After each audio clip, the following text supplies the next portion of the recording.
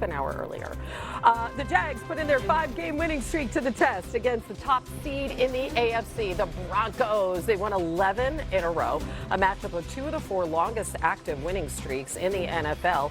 This is the latest into a season where teams are meeting on 5-game win streaks since 2004. So, Mina, here we go. Another tough test for Trevor Lawrence and the Jags. What do they need to be prepared for against Denver? Yeah, I mean, I'm just so excited to watch this Jags offense, which has been on an absolutely heater, tested by the Broncos defense, right? Strength on strength. So one thing I'm interested in from Denver's perspective, since the bye, Trevor's been amazing. The offense has been amazing, but he has been pressured at the 5th lowest rate in football. And by the way, in that time, I know people are like, well, it's the Raiders, the Cardinals, and whatnot, it's the Jets. They played the Chargers and the Texans in that time frame. So this is not all cupcakes in terms of pressure. Now, there's a couple things I think that they've done to protect him. It's not just the offensive line playing better. Trevor is throwing the ball real quick. He is throwing confidently downfield, and he is throwing with speed. They also have been using play action. Dan and I talked about this earlier in the week, which helps buy him some time and alleviates some of the pressure. I think if I'm Jacksonville, I lean again into play action. And then something they did against the Jets, really that they have not done consistently this season that I think could also be effective against the Broncos, ETN as a pass catcher. They hit on some really cool 100%. Plays with him through the air. And if I'm thinking about this Broncos defense and who to avoid and who do I want to attack and going after the backers, I love the idea of Travis Etienne being part of that passing plan as well. I know who Jacksonville is in the air. I know who Jacksonville is in their pass game. I believe Jacksonville knows who they are and who they want to be in their pass game. I don't think they know who they are in their run game. I don't think they have an identity in their run game. And I love the way that Trevor's been playing. But I watched this team early on in the season have a decent run game. And lately in the last 5 or 6 weeks, it's trying to figure out, are they a zone team? Are they a split zone team? Are they a gap team when they're trying to pull people? And if you play against this defense and you are clearly a one-dimensional unit, you're going to get your hands full with their coverage and their rush. And so I think for Jacksonville, not only this week, but really as they go into this back 3-week stretch and into the playoffs, hopefully for them, is like they are going to have to find some semblance of an identity of at least what run they can get to. This is why I'm obsessed with the Rams and the Bills. They're unapologetic about who they are in their run game. And that's their identity. And it might not be ridiculously explosive at times.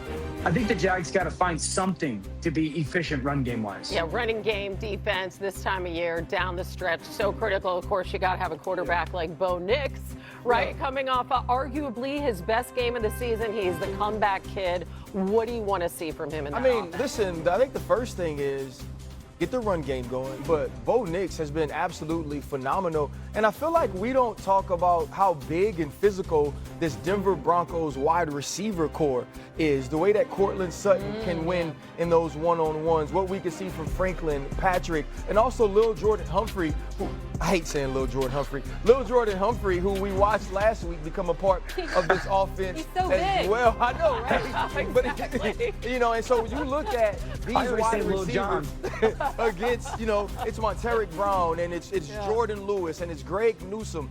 They have a physicality matchup on the outside. And if Bo Nix can be the passer from the pocket that we saw him be last week, I believe they can give the Jacksonville Jaguars secondary some fits along with his ability to improvise and use his legs. You want to trust Jacksonville. They're just such a hard team to trust. But to Dan, I'm going to say this. To Dan and Mina's point, the high red zone usage of pass plays to the Jacksonville Jaguars running backs has been very impressive by Liam Cohen.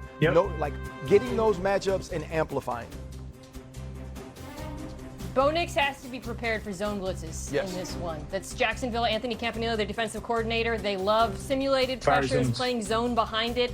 That has given him some trouble in the past. He was amazing against Green Bay when they tried it. But Jacksonville is going to throw a lot at him in terms of the pressures and the coverages they play behind. It's not just going to be man pressures, pick your one-on-ones. He's going to have to process. All right. Yeah, sure. What, Dano? Can I say one thing, Hannah, real quick? Sure. One thing. Ironically, in this game, if you were going to ask people who really know how to attack Denver, you would pick Jacksonville as a team that's good at doing it. we just think of the name Jacksonville, like how good are you? But it's like have a really good tight end and really good pass catching back, Strange and ETN. Yes. And so like there's a little bit of like, all right, how good are you, Jacksonville? Because you do have the pieces to go at this defense. Okay, well, that gong came early. Right I hate in the middle this. of Dan. I don't like this one. Yeah, but they are at home. The NFL's only undefeated team at home. Also, I too, think though, that makes it, swing that way. Jacksonville was so good for 3 quarters against the Texans on offense. Yeah. Like they really were. Until Derek Stingley pulls an interception out of his ear hole. Like until that, this team was very good. So this is smoked the going to be Chargers. closer than people think. Everybody just forgot about that. This team is for real. But again, I hate that we're all picking Denver. I It's hate the it. Jaguars. Like, it's the Jaguars. Have similar success attacking the intermediate and deep parts of the field. Yeah, I get torn with what Chicago at least should try, MK, because I'm with you. Like, don't blitz them. But then good answers. all you are is then all you are is death by 1,000 paper cuts, and maybe you can bow up in the red zone and play better defense. I think for Chicago, 1, yards after the catch have to be just at a premium. You stopping that. This is still, even though they want to throw the ball downfield, Green Bay, this is still a efficient offense. I'd love to see Matthew Golden get more touches, but they got to tackle really well because they are going to give up some bigger plays. Yes. Because the style of this offense. But you can't allow the short to become the big one as well. So playing with the proper leverage and tackling in space, I think is going to be huge. And then RC, I wanted to hit just Green Bay defensively against Chicago because if you ask everybody who studies Chicago's offense, there's 2 things you got to stop, really. Zone run game and the bootleg game. That's who they are 75% of the time. I would have told you the 2 people that were most equipped to stop those 2 things were Micah Parsons and Eric Williams. And both of those guys aren't going to play in this game. So I wanted to hear from you with those 2 specific things of zone run and keeper. How do you handle that without those 2 guys? Well, but that's going to be the difficulty, right? It's going to be now, how do you try to apply Quay Walker and also Edgerrin Cooper? How do those guys factor into it? Because a lot of what Evan did in the run game was instinct. He was the 8th man in the box. He was the guy that rotated in. So you're the unblocked guy. So he knew when to shoot gaps. He knew when to keep contained. That's a player thing. That's not an X and O thing. And so if I'm Jeff Hafley, there's going to have to be some times where there's 5 men on the line of scrimmage. There's going to have to be some simulated pressures where I have guys that can be in the run front if needed and then drop it to the pass if we do get play action pass, if the play does go long. I think I'm very nervous about what happens to the Green Bay Packers in the run game this week because there have been so many individual plays made in the run. And I think Michael Parsons has been underrated in how well he's played the run this year. Yeah, okay. So should I be nervous? Because, again, I am on an island. I am the only person. Hannah's being a dog today. No.